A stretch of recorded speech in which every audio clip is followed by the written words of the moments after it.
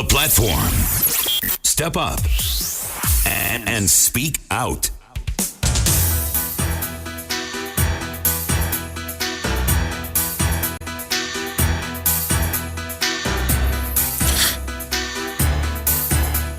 You tune into ZiFM Stereo, my station, your station, the hottest radio in town. My name is Kwirirayi for the first year's edition of the platform.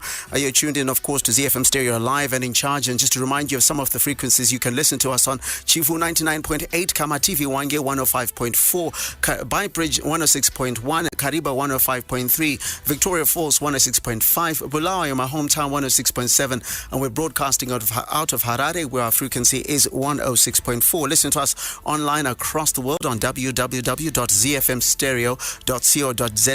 Download the TuneIn app, which is available for free, and listen to us via that platform. And of course, the conversation is live on Twitter at ZiFM Stereo. On Facebook is facebook.com/ZiFM Stereo. And as usual, Mondays have been traditionally political Mondays, and today we're discussing the issue of opposition politics. And in the studio coming up shortly, while we're waiting for him to join us, is the MDCT Secretary General Douglas Mwonzora, but all the way from the United Kingdom, who I have on the phone, Dr. Alex Magaisa, who is a former advisor to Morgan Tsvangirai. Welcome to the program, Dr. Magaisa.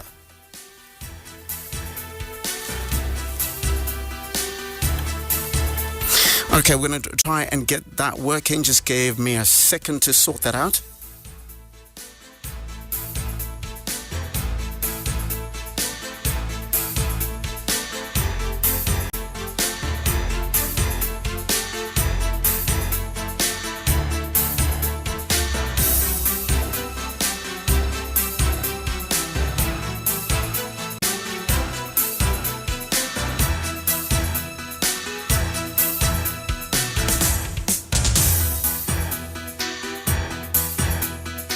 Okay, we just had a slight technical problem there. I've got Dr. Magaisa on the phone. Welcome to the program. Oh, thank you for having me. Okay, so now to start off, first of all, of course, the news that came out today is a statement that came out from the leader of the MDCT, Mr. Tsvangirai, who said, "I'm looking at the imminent prospects of us as the older generation leaving the levers of leadership to allow the younger generation to take forward this huge task that we started together so many years ago with our full blessing and support." What do you deduce from this statement from Mr. Tsvangirai? Well, first of all, I should say, pay a huge tribute to Mr. Tsvangirai. He's a man I worked with, very courageous. From what I read today, it seems to me that he's hinting very much at passing on the baton to the next generation. This could be his moment, as I have said before, to ride into the sunset. And I think he's preparing us for that. Okay, so in your opinion, as you're saying, that you're preparing, when you say imminent, do you think that you can make a guesstimate of what time period we're looking at? Well, the way it is that the MDC, as Mr. Tsvangirai has been unwell for a while, and has pointed out in his statement that he appointed two vice presidents 2 years ago in order to help him with the administration of the party. Obviously, he was preparing for a day such as today and perhaps what will be coming in future. But of course, the MDC at the moment, he can't leave today because there would be a vacuum. And so that's why I think the statement is short of saying goodbye, although I think he's preparing us for that. But there has to be processes that have to be undertaken by the party in order to select someone who would perhaps be able to take over. This is the sense that I'm getting. We may all be completely wrong, of course, but that seems to have been what was suggested in the very long and very emotional statement in which he went on to talk about the history of the party and his history in the struggle, which was almost reading like a valedictory speech. Okay, 0731 168 045. That's the WhatsApp message to get in touch with us on. And our phone lines are open already on 0772 168 045. And as I said before, the MDCT Secretary General, Douglas Mwonzora, is in the studio. Happy New Year, first of all, and welcome to the show.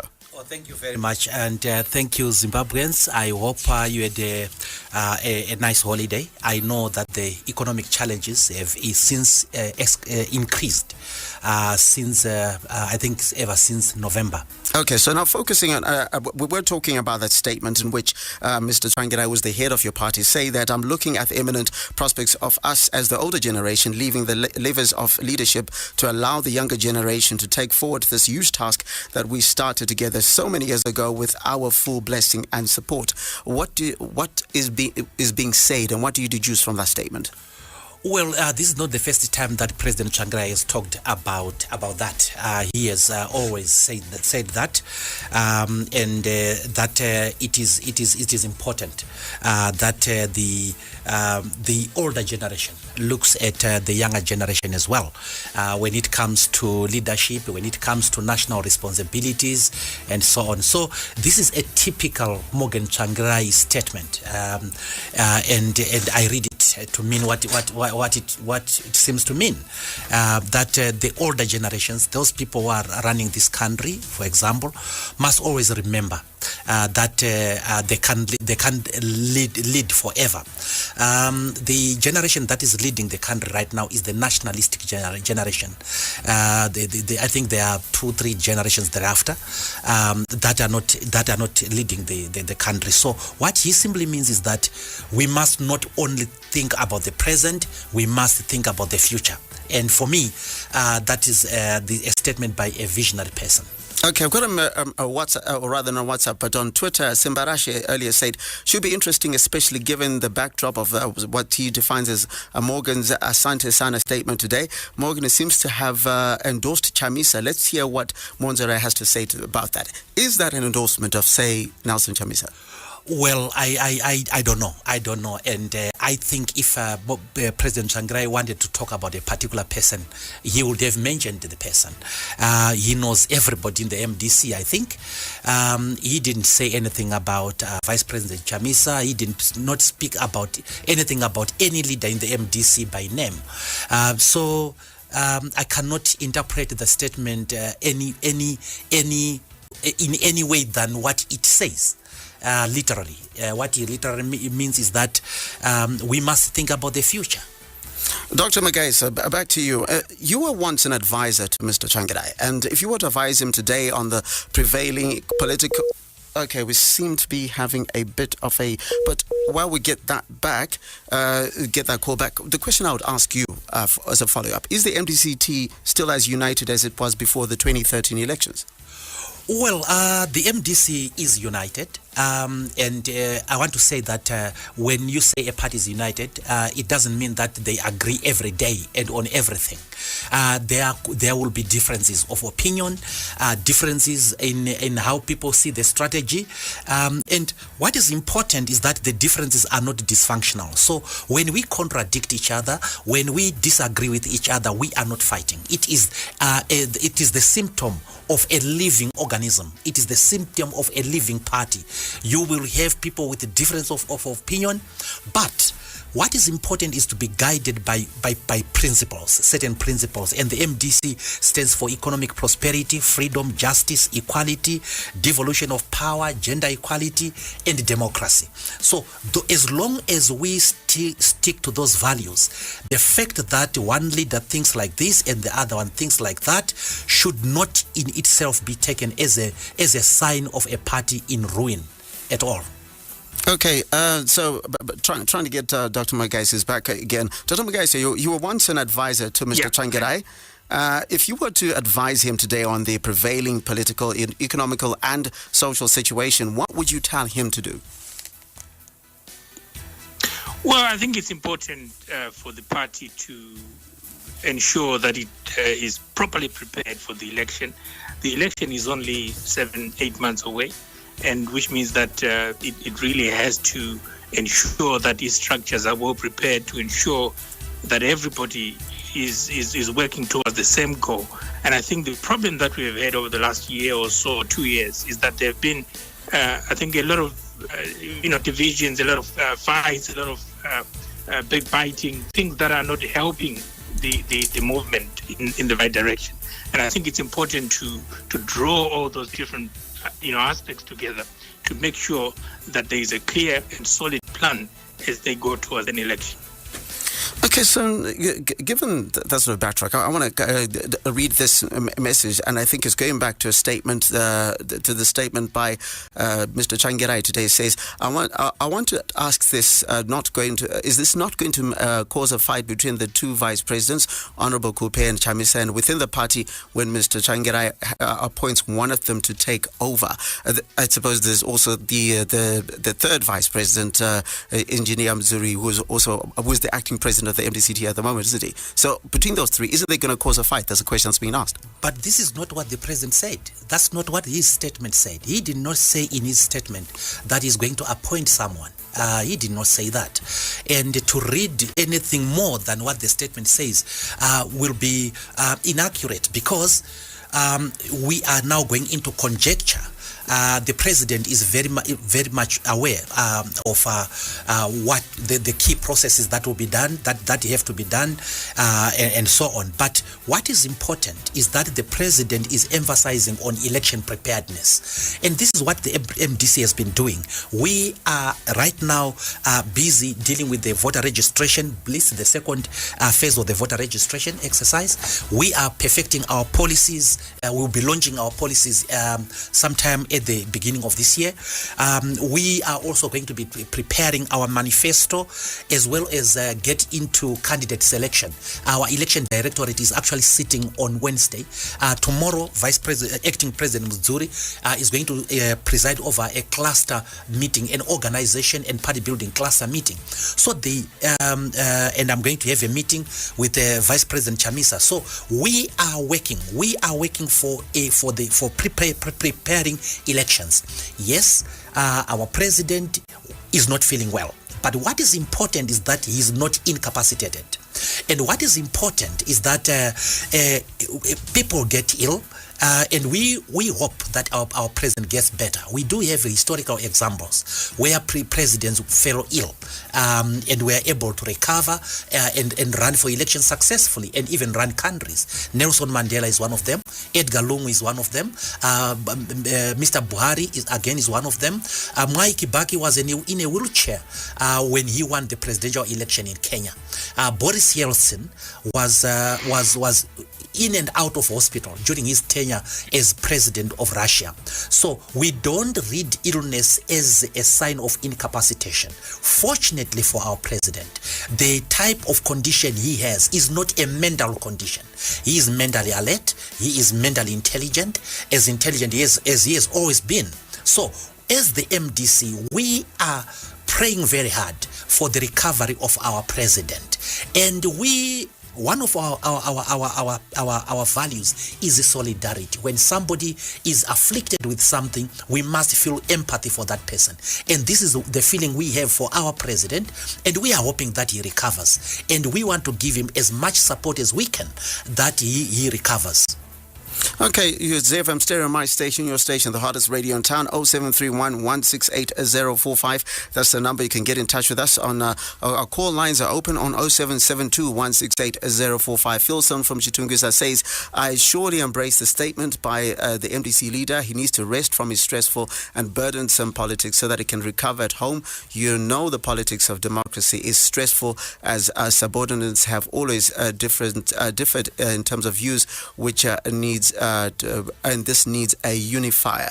That is a message that we have there on 0731 168 045. Somebody says, I really don't believe in the step taken by Tsvangirai. He has been in the habit of expelling MDC members from the party, especially those who criticize him. Now he's taking this, talking of stepping down because of sickness. So does this mean if he had not been sick, he would not be stepping down? I wanted to get this question. There has been reports over to Dr. Magaisa. There have been reports of jostling for positions within the party. Is this something that you classify as healthy for democracy, or is this something that's being made up by the media? As long as you are going to have a political party, there is always going to be jostling for positions. We see it in any organization, and it could be even at a family level. These things happen. I do think that they are heightened in political parties, of course, because you are dealing with questions of power. And it is, in some ways, you could say it's a sign of democracy that people should be able to compete. What I find difficult is that people tend to be stigmatized. If they decide to, show any ambition, then they are seen as persons who are, taking, a treasonous, doing a treasonous act, doing something that is abominable, which shouldn't be the case. I think people should have ambition. People should be able to compete for positions within their political party and to show ambition. What I would like to see in the opposition right now is, I think, a dose of realism as to where the party is, and a realism as to the of course the condition of the president, and the fact that we were saying for many years that ZANU-PF should not be burdening Mr. Mugabe before he was forced to resign in November last year. And we were saying many times that, look, he was old, he wasn't feeling well, and he needed to be allowed to rest. And we were criticizing ZANU-PF people for burdening Mr. Mugabe.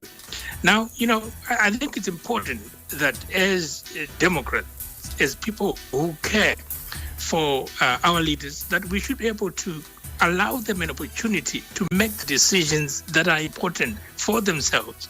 You asked me earlier on, Larry, what would I do if I was speaking to my old boss, Mr. Tsvangirai? And of course, I would say to him that his health is more important than anything else. Zimbabwe is important, yes, but it's important that he restores his health, because I think Zimbabwe needs him as a strong person in whatever capacity in future, and we shouldn't be burdening him at this particular point in time. Okay, tune into ZiFM Stereo, my station, your station, the hottest radio in town. We're going to take a quick break. I'm going to give you an opportunity to respond to that, Mr. Mwonzora. And we're going to take a quick break. When we come back, it's Political Mondays here on the platform on ZiFM Stereo. Here we go again. Enjoy world-class radio online. ZiFM Stereo is available on TuneIn. Search for ZiFM Stereo and you got it. It's ZiFM Stereo Talk. Can we begin by looking at Zimbabwe's debt clearance plan? We have since cleared our arrears to the IMF, and right now, clearance of arrears to the African Development Bank and the World Bank is underway. It's work in progress. And I'm confident that we should be able to reach an understanding this year. The talk that gets you talking. Mondays to Thursdays between 6 p.m. and 9 p.m. Here we go again. Enjoy world-class radio online. ZiFM Stereo is available on TuneIn. Search for ZiFM Stereo and you got it. Step up and speak up.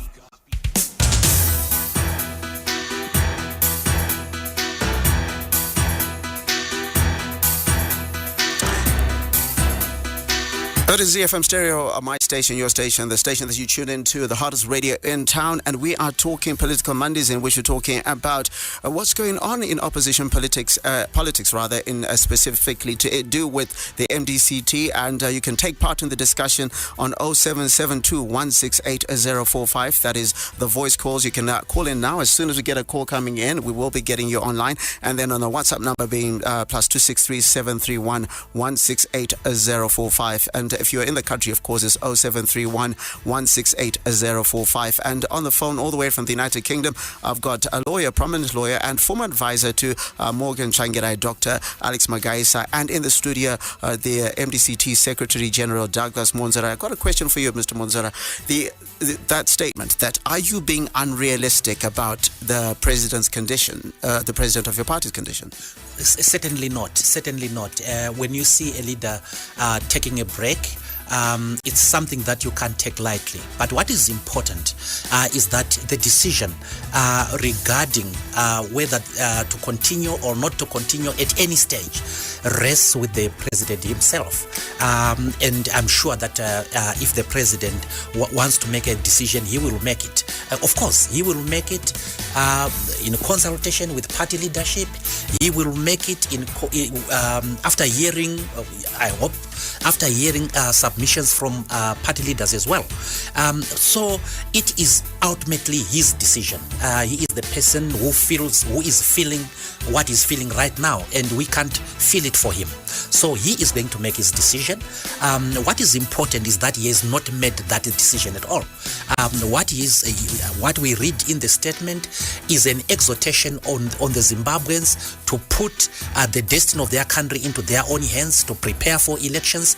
He has also talked about the vision of the Zimbabwe that he wants, and what the government should do, and what the government continues to do wrongly. He has cited violence against demonstrators, abrogating people's rights, and he is right. So he has talked on a number of issues of the Zimbabwe that he wants, the trajectory that he wants this country to take. But the decision of whether he continues or he doesn't continue will rest with him. But at the same time, the party will have a say.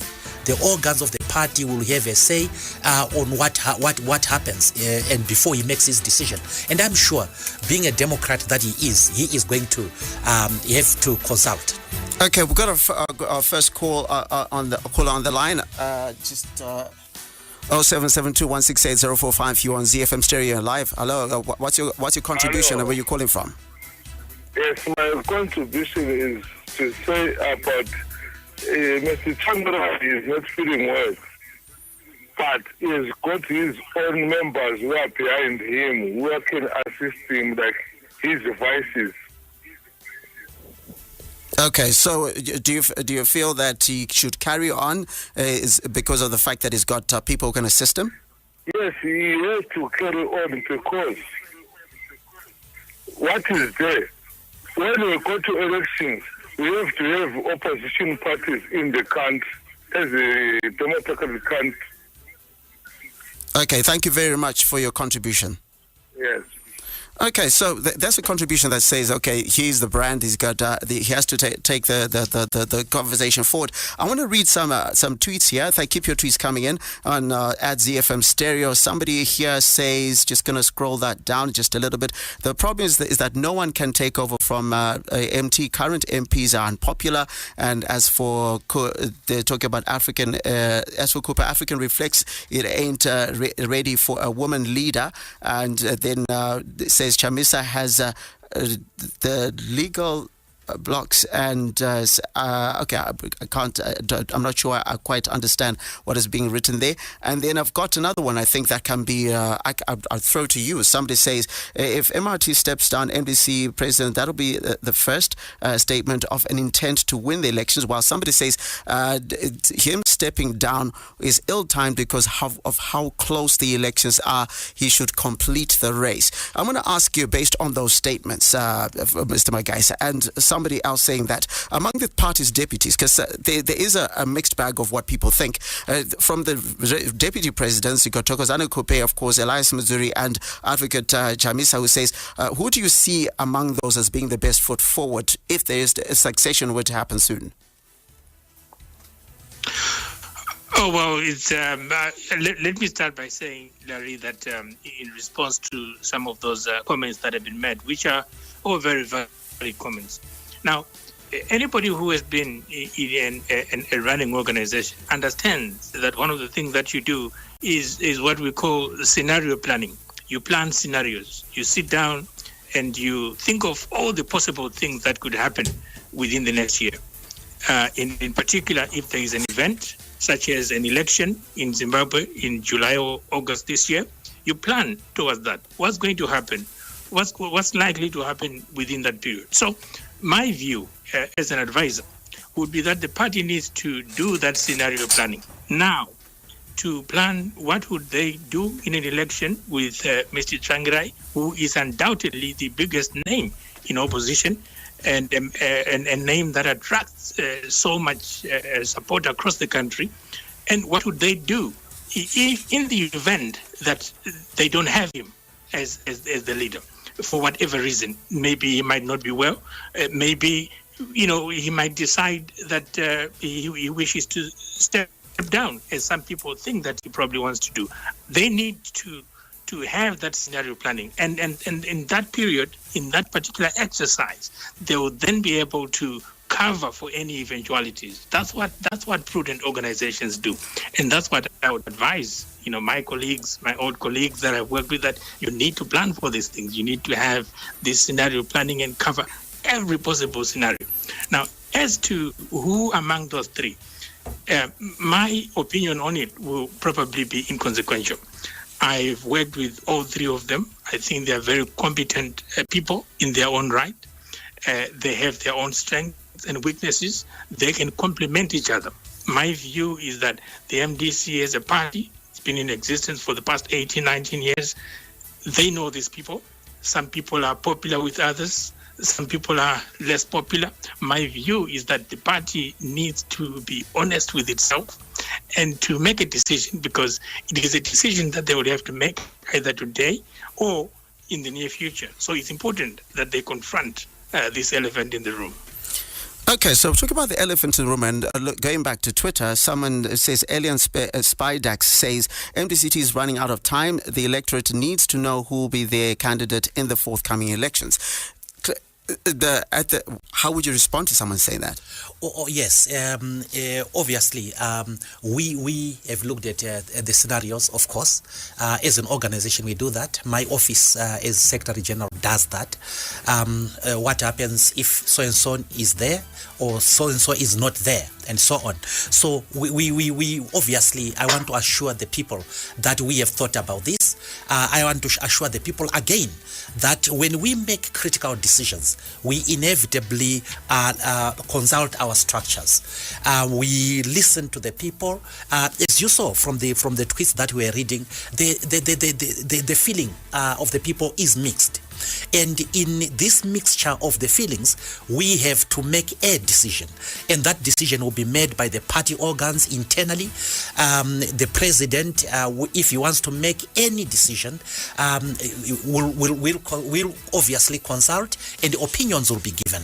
And we will look at the political realities of our country. We are aware of the anxiety that our people do have. They are anxious to know who our MP candidates are going to be, who our councillors are going to be, who we propose to be mayor, who we propose to be the president of the republic. Right now, as things stand, our presidential candidate is Morgan Tsvangirai by operation of law of the MDC.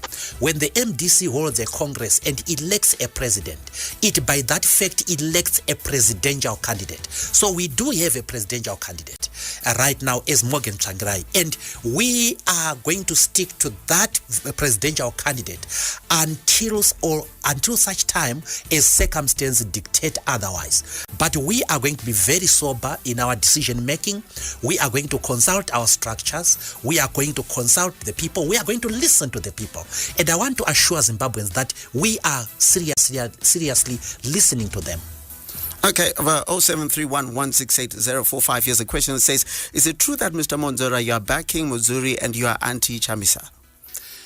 Certainly not. And I don't know where this person is getting it from. But let me tell you that the two are vice presidents in my party, and I am the Secretary General, and I service the presidency. I service Morgan Tsvangirai, I service Thokozani Kupe, I service Chamisa and Mwonzora. I have no particular preference on the three of them, and therefore I respect them because of the offices that they hold. But that doesn't mean that I agree with all of them every time. Sometimes we disagree on certain things and we resolve amicably. For example, today was the first day in office of acting President Mwonzora. I spent the whole day, the whole morning, having an administrative brief with him. Tomorrow morning around 9 o'clock, I am visiting Vice President Chamisa and giving him a brief and discussing with him. When Vice President Kupe comes on Thursday, I'm going to have a meeting with him. I have had a meeting. I'm going to have a meeting with the national chairman. I'm going to have a meeting with all the wings, the Youth Assembly, the Women's Assembly, because I coordinate the work within the MDC and I have no particular preference. Right now, Vice President Mwonzora and Vice President Chamisa are not contesting for anything, and therefore I have not made my mind on who to support, because there is nothing to support them for in a contest, because they are not contesting. Okay, so then there've been letters and rumors and so forth going around that saying maybe you are interested in the top position yourself. Is that something you can comment on? Well, as you say, these are rumors, and these rumors have got a lot of purpose. First, the first purpose is to portray me as somebody very ambitious and somebody who cannot simply wait. I'm not such a person. I am not interested in the leadership of the MDC. The president of the MDC is there and is extant.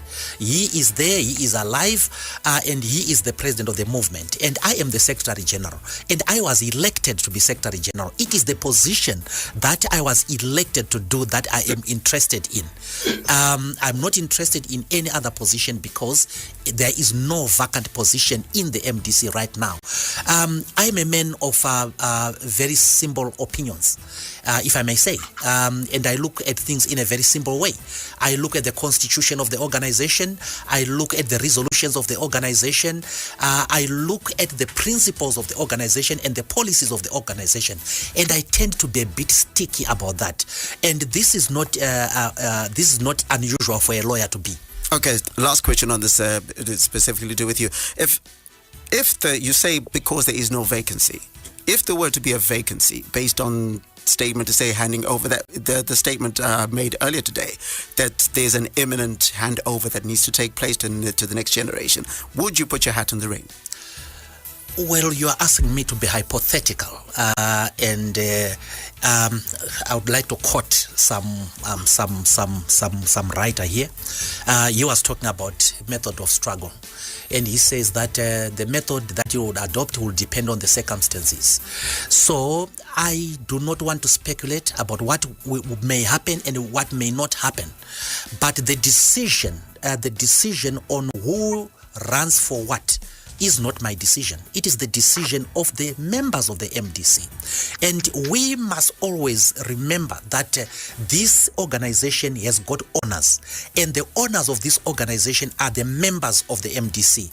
Their decision is what I hold as sacrosanct. Their decision is final. But I am not running for president of the MDC. I am not interested in a post that is not vacant, and I am sticking to my job as the Secretary General of the organization, because this was what I was elected to do in 2014, and I will run my term to 2019. Okay, 0731-168-045. I've got, and on Twitter, I've got someone, Malim Pereke, who says Mwonzora has better ground over Chamisa as he has beat him in an election. Naturally, he feels better positioned to take over than Chamisa, who was appointed. And then someone says here, this is Tondarai Wara, who says that as a NC, Douglas Mwonzora, you should have to see the negative consequences of fielding MT. Plan B must be invoked in case MT does not make it to the ballot. I want to come to because I've had Dr. Magaisa quiet for quite a bit.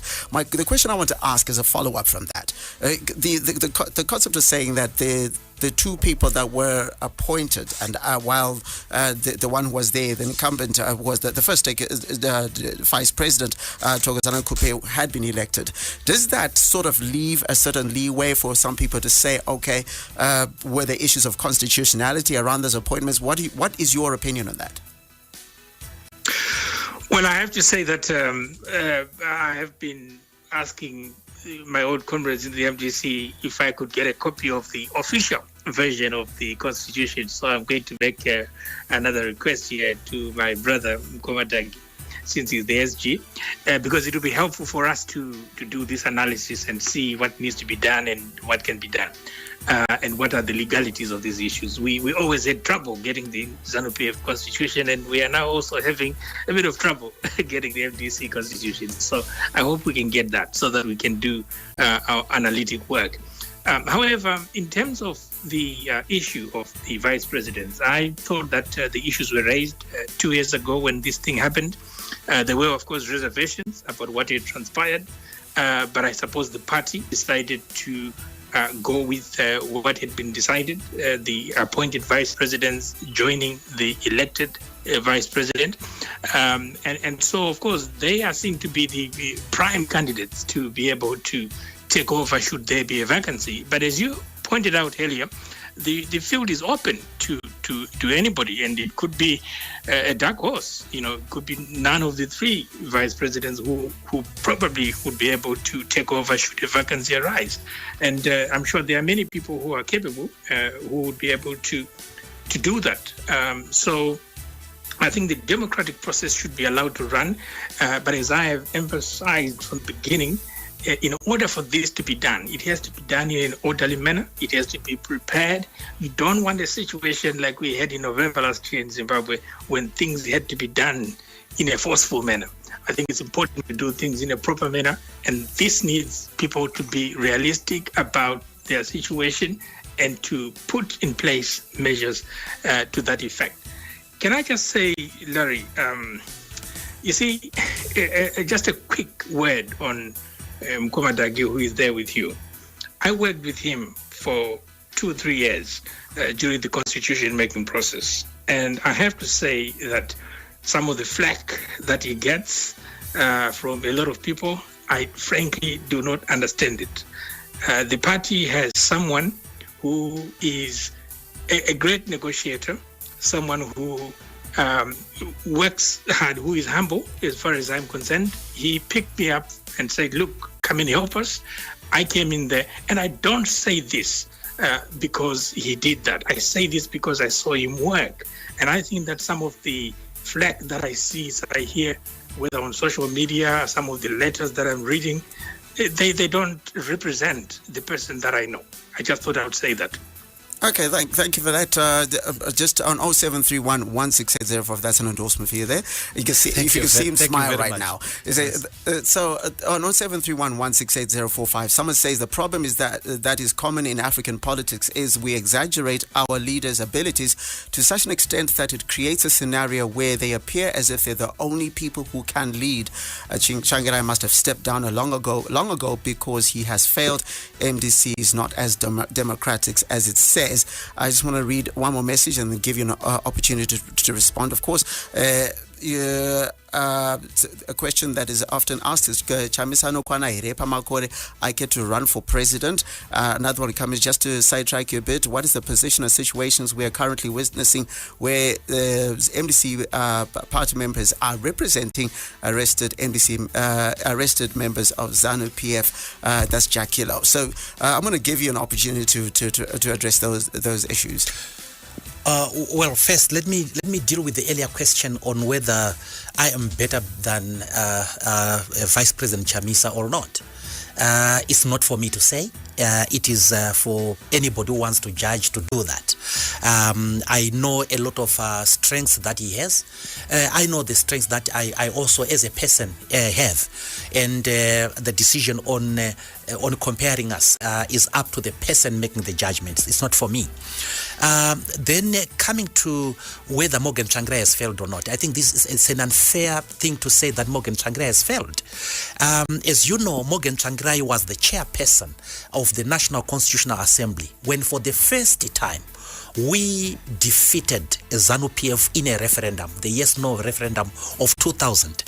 Morgan Tsvangirai had been the inaugural chairman of the NCA.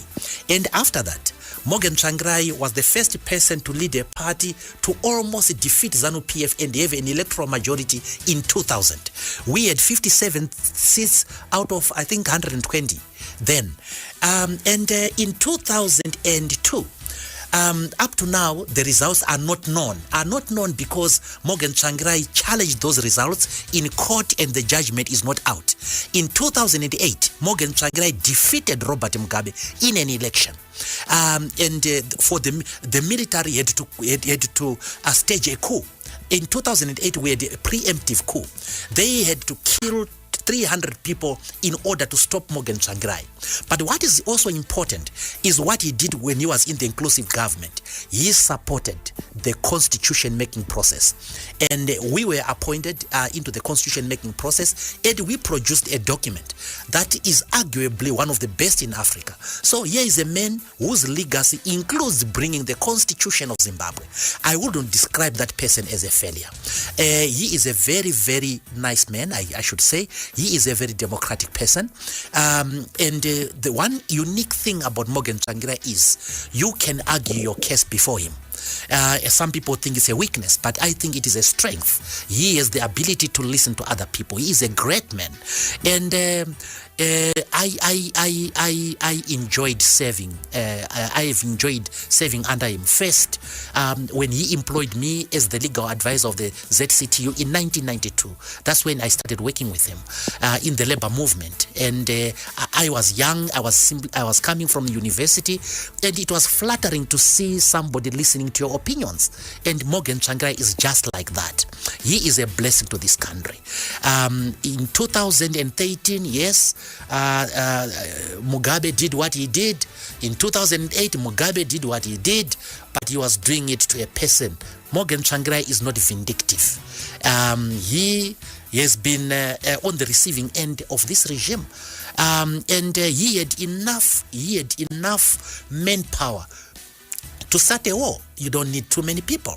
He had enough opportunity to do that, and he chose the path of peace. Okay, so he's a peacemaker. Okay, then but the other two questions that were asked, first of all, the one about Chamisa being old enough to run for president if he were to become a candidate, and secondly, the issue that has been coming up about MDC members who are representing people from ZANU-PF. Well, first, I'm sorry that I did not check the vice president's age. Sorry, and I will not be of use. I'm really sorry. I should know the ages of my leaders, but I didn't check that.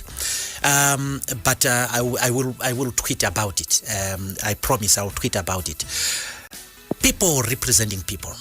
The first thing is that a person who is facing charges is innocent until proven guilty. I have seen a tendency of when a person is arrested, the conclusion is that this person is being arrested because they are guilty. In law, we do not reason that way. The person is innocent until proven guilty. And the people are entitled to justice. Even if you think they are unpopular people, they are entitled to justice. They are entitled to lawyers they trust. In this country, unfortunately, we have seen an executive trying to influence lawyers. And the ZANU-PF people or former ZANU-PF people know how lawyers were manipulated by their system. And that's why they tend to gravitate towards lawyers of the opposition. It is because they trust them more. This is a professional arrangement, I think. And I have seen a lot of criticism on Job Sikala, for example. I picked Job Sikala in particular because he was my student. And he is a young lawyer who is making his name in the legal circles, and I think he has done well. He was representing former Minister Mzembe. Is Mzembe guilty or not? The court will tell us whether he's guilty or not. But what I can tell you as a lawyer of experience is that there is selective application of the law already. We see the people who are being arrested are either G40 or people who do not belong to the Mnangagwa faction. We have not seen the arrest of a Lacoste person. And for me, that's worrying. That's selective application of the law. And when you see lawyers defending people that they think are being selectively dealt with, then people shouldn't condemn those lawyers. I think it's unfair on the lawyers. Okay, we're going to take a quick break. When I come back, we're discussing more of that on 0772-168-045. That's the number to call us on. And on Twitter, it's at ZiFM Stereo. And on WhatsApp, it's 0731-168-045. News, lifestyle, charts, live radio, station highlights, and much more. Get it all on zfmstereo.co.zw. It's ZiFM Stereo Talk. We are always moaning about the state of our roads. Your Worship, Bernard Manyenyeni, thank you, sir, for coming through to the program. Are you receiving money from Zinara? And if you are, what are you using it for? The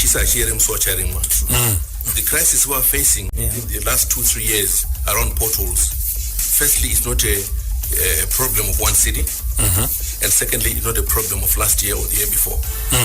It tells the story of the 8 or so years that funds have gone to Zinara and they've not come back to the roads. That's why we are where we are. The talk that gets you talking. Mondays to Thursdays between 6 p.m. and 9 p.m. To all you Twitter heads, connect with ZiFM Stereo on twitter.com/ZiFM Stereo. /ZiFM Stereo. The platform. Step up and speak up.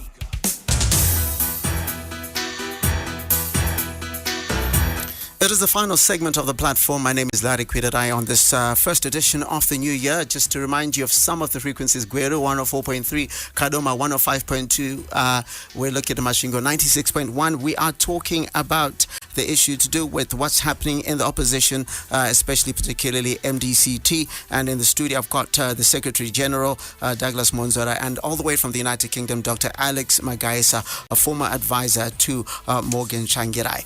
The number to get in touch with us, of course, is 0731 168 045 on WhatsApp and 0772 168 045 on our call. As soon as I get a call coming in there, I will get you online. I want to ask you this question, particularly to do with you. On the 23rd of December, there was a statement that came out in the Newsday in which you talked about your party already making advancement in terms of selecting candidates for the election next year, and then your leader called you out within a couple of hours with a statement on the party's website. You alluded to it earlier, a little bit earlier, but why was there a difference at that point, and what is the position at this point? It's a thing that we have resolved in the party, but let me explain myself. The first thing is that I said, and this is started on Twitter, that we were going to start a process of identifying our candidates in the 210 constituencies. And the logic there was that, one, there was a possibility in my mind of an earlier election, say March, and we needed to be prepared fast.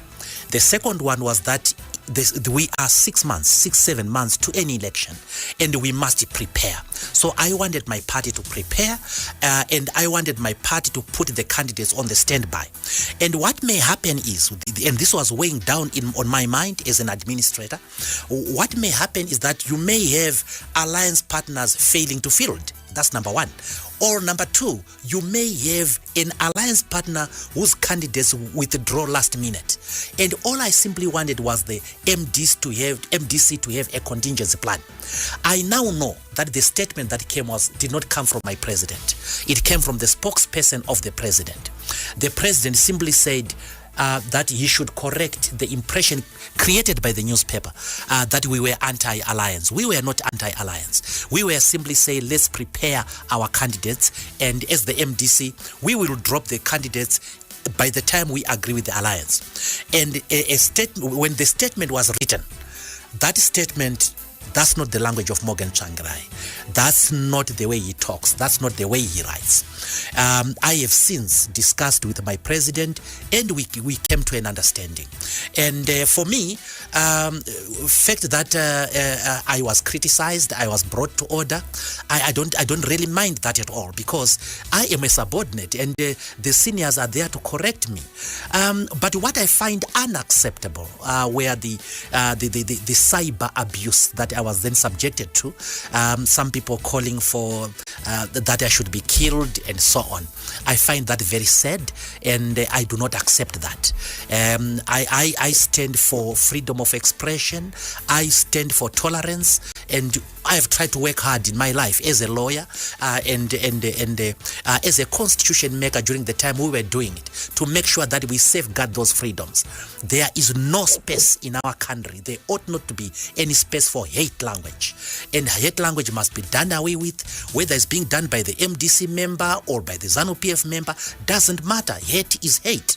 And people must be learned to have more tolerance. Unfortunately, some people were calling for my expulsion from the party that doesn't think that I committed an offense. And here I still am as the Secretary General of the party.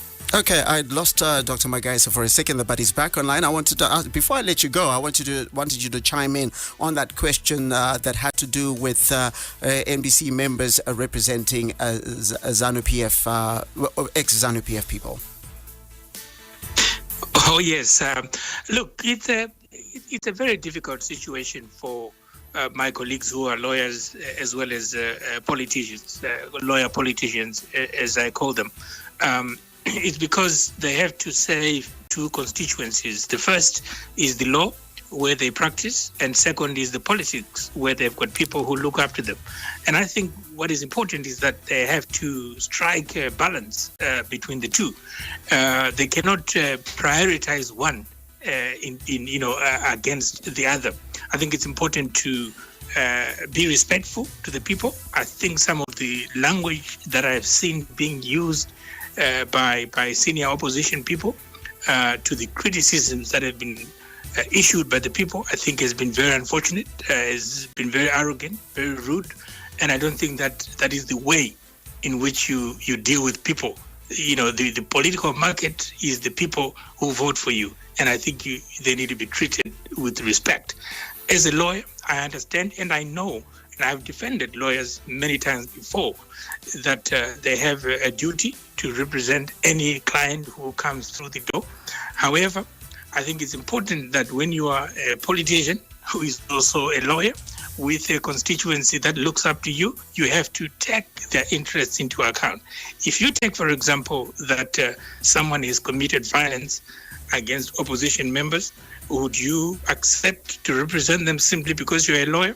I don't think that you would do that. I think you would exercise discretion and you would be able to say that this one you have to go to someone else. So I think it's important for there to be that balance between serving the law as well as serving the political constituency. At the end of the day, I think it's important to respect the wisdom of the people. When people are questioning certain things, I think it's important to respect that, to introspect and to say, are we doing the right thing? And not to see some of the very defensive and the very arrogant approach that we have seen over the last few days, which is quite unfortunate. It's not right to be arrogant. I agree with you, Alex. It's wrong. And if that came from an MDCT person, I will have a word with that person, because it is important to respect the criticism that you get. But at the same time, I think our society is evolving, and I understand. But anybody who is charged with a crime, in the circumstances that these people find themselves, the bottom line is they are entitled to justice, and and they are entitled to choose to get lawyers of their choice. The complicating thing about most of the people who are involved, the clients who are involved, is that these people have a common denominator. They were senior government officials under Mugabe's government. They are members of the G40. And there is a trend, there seems to be a worrying trend, where people are being prosecuted not simply because of the crimes they have committed, but because of the political section they belong to. In other words, we now have selective application of the law. And the temptation for human rights lawyers is to begin to protect those people that they think they are being discriminated against. They will tend to probably forget the past of those people. I want a situation, and I would respect the government of President Mnangagwa more if they were going to be fair share in the arrests and prosecutions. I don't believe that the only people who committed offenses are G40. So I want to ask you a question. I want to ask that you a we are question because constant I think you've made this point before. But quickly before we go, the question being, are you saying that say this was a different type of society where there weren't those circumstances? Are you saying that under those circumstances, if MDC was a party, say in Sweden, and somebody was from a different political party, a lawyer from that political party would not represent someone else from another political party? No, they could if the client chose them and they agreed on the terms. So are you saying but so the follow-up question is, say the person sitting at home needs to understand, is it a normal set of circumstances for someone from one political party to represent someone else from a different political party in a court of law? Especially if the party where the client is coming from is a factious... The answer is yes or no. The question is it's a very simple question.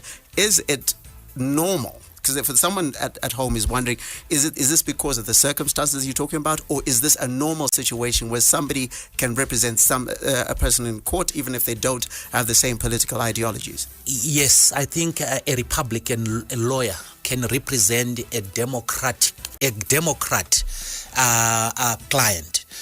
There is nothing wrong with that, but there are moral issues also. If you have criticized that particular person in the past for corruption, and they come to you charged with corruption, you will have moral issues of representing those people because you know that they are wrong already. So that's where I think Alex is right. Okay. But where you haven't uttered anything against those people and they are charged and they come to you and they are being selectively dealt with, I think it will be moral to represent them. Dr. Magaisa, thank you very much for joining us all the way from the United Kingdom. He was a former advisor to the president of the MDC, Morgan Tsvangirai. Thank you very much for joining us. Most welcome, and goodbye, Zimbabwe. And then also in the studio here, joining me in the studio was the MDCT Secretary General, Douglas Mwonzora. Thank you very much for joining us. And the conversation, of course, is going on. You can tag him. I know they've been looking at the Twitter, and you can tag both Dr. Magaisa and Mr. Mwonzora. Thank you very much for joining us. Asante san. Anyway, thank you very much. As I said, I'll be back with you tomorrow. This is the first show of the year, and our story of the year is coming just now with Chila, who's going to be on between half past the hour of 8 o'clock and later on at 9 o'clock. And of course, afterwards is the Love Lounge coming on right after the news at 9 o'clock. Other than that, I say take care of yourself and the people that you love. My name is Kwirirayi. Stay tuned to ZiFM Stereo, my station, your station, the hottest radio in town. Connect with ZiFM Stereo via Facebook on facebook.com/ZiFM Stereo.